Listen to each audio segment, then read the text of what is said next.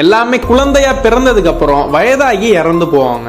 ஆனா இவரு பிறக்கிறப்ப முதியவரா குட்டியா பிறக்கிறாரு. இவர் பிறக்கிறப்பனா குழந்தையா தான் பிறக்கிறாரு. ஆனா இவரோட தோற்றம் மட்டும் 83 வயது மாதிரி இருக்கு. நிறைய டாக்டர் நான் செக் பண்ணி இவருக்கு 83 வயது ஆகுதுன்னு சொல்றாங்க. இவரோட அம்மாவும் இவர் பிறந்தோடனே இறந்துடுறாங்க. அவங்க அப்பாவுக்கு இந்த குழந்தைய பிடிக்காதனால ஒரு ஓல்டேஜ் ஹோமுக்கு வெளியில வச்சுட்டு கிளம்பிடுறாரு. அந்த முதியோர் இல்லத்திலேயே இந்த குழந்தையும் வளர்க்க ஆரம்பிக்கிறாங்க. இவருக்கு வயது ஆக ஆக ஒரு இளமை பருவத்துக்கு மாறிக்கிட்டே வராரு. இவரோட தோற்றமே இளமையாக மாறுது. அதாவது எல்லாத்துக்கும் புரியுற மாதிரி சொல்லணும்னா, நமக்கு ஒரு 60 ஏஜ் ஆயிருச்சுன்னா நம்ம ஒரு ஓல்ட் ஏஜ் மேனா ஆயிருவோம். ஆனா இவருக்கு ஒரு 60 வயசு வந்துருச்சுன்னா இவர் ஒரு டீனேஜ் பாயா மாறிடுறாரு. இவருக்கு வயது ஆக ஆக ஒரு இளமையான பையன் போல காணப்படுறாரு. நம்ம சிறு வயதுல என்னென்ன விஷயங்கள அனுபவிக்கிறோமோ அவரு கடைசி காலத்துல அதனை அனுபவிப்பாரு.